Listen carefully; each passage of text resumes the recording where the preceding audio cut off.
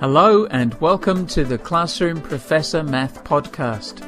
This program is designed to help you to prepare and teach mathematics more easily, efficiently and effectively, to truly engage your students in mathematical thinking and to develop their numeracy.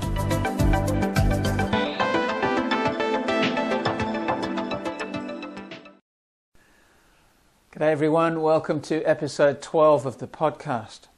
This is a follow-up to last week's episode looking at symmetry in public spaces. I encourage you to have a look at that one if you haven't seen it yet. In this week's video, the latter part of it will be more footage from Paris when we were visiting there recently, and it'll be played without further commentary from me. There's a short clip of me standing in front of l'Arc de Triomphe, and then there's some other footage that I took without any commentary, so I'll put some music in the background and you can have a look at the images that are there. So I thought I'd introduce this video with a quick summary and revision of symmetry and the terminology that we use and so on. So we know that we have two different sorts of symmetry, reflectional and rotational. When I was at school, for some reason I didn't ever hear about rotational. I keep saying things like that in these videos. Maybe I had an impoverished education. I don't know.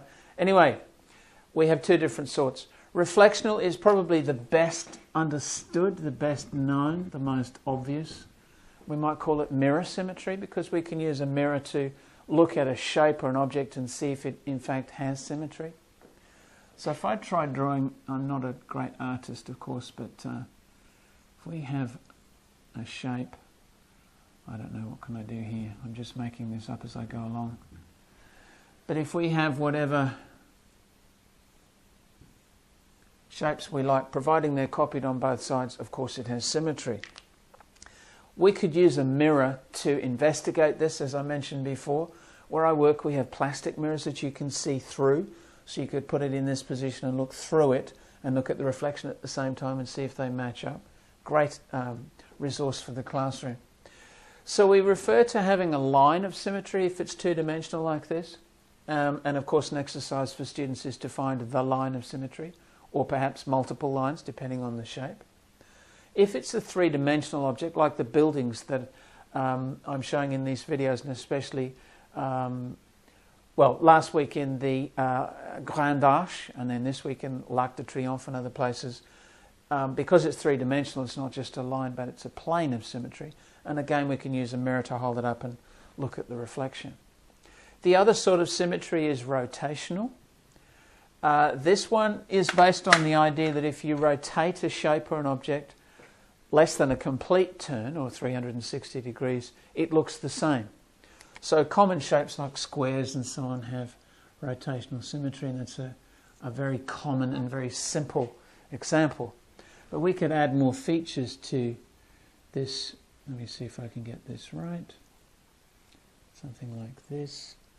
Okay, so there's a shape that has rotational symmetry. Any sort of windmill has rotational symmetry. We can rotate this in this particular example 90 degrees or a quarter of a turn, and if I drew it accurately it would look the same. So we say that it has a point of symmetry or an axis of symmetry, and we could refer to this.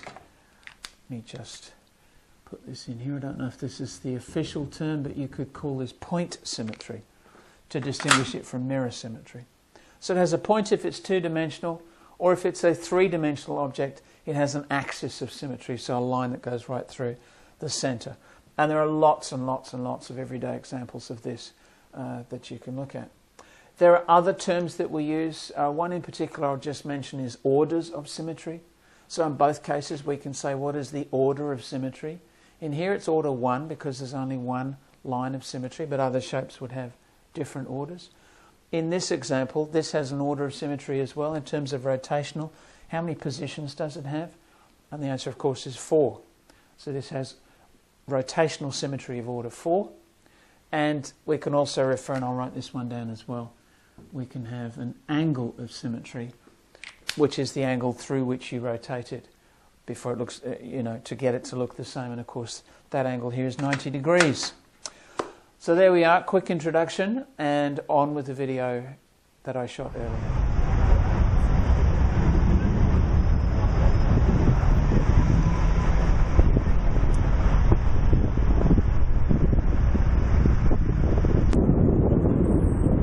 You perhaps recognise this location. I'm now standing at L'Arc de Triomphe, which I mentioned previously, earlier in the podcast.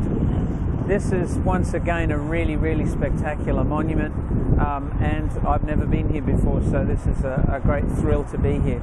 We're standing in the middle of an enormous roundabout without lanes. I don't know what it's like where you live, but we actually have white lines on the road to show you where to drive, but in France it's as wide as 5 lanes and they all just cut across in front of each other. It's very scary to watch, including motorbikes and people who should take more care on the road probably. Anyway, this monument, truly spectacular. It's got plaques on the ground commemorating wars going back to the 1870s. The Second World War, of course, the First World War, the Korean War, wars I haven't heard of. So very, very important as a national monument. As a mathematical exercise, there's a lot of symmetry here. You're getting a fairly unusual view of it from the camera at the moment, but there are 4 bases to the arch with archways going in 2 dimensions, and so once again there's a lot of symmetry. You can climb the stairs and go to the top and look down the Champs-Élysées, and in the opposite direction you can look towards La Grande Arche where we were previously. So once again, somewhere with a lot of potential for mathematics. And just looking around, there's also the roundabout itself and the roads coming off it. There's a great deal of symmetry and geometry that's there as well.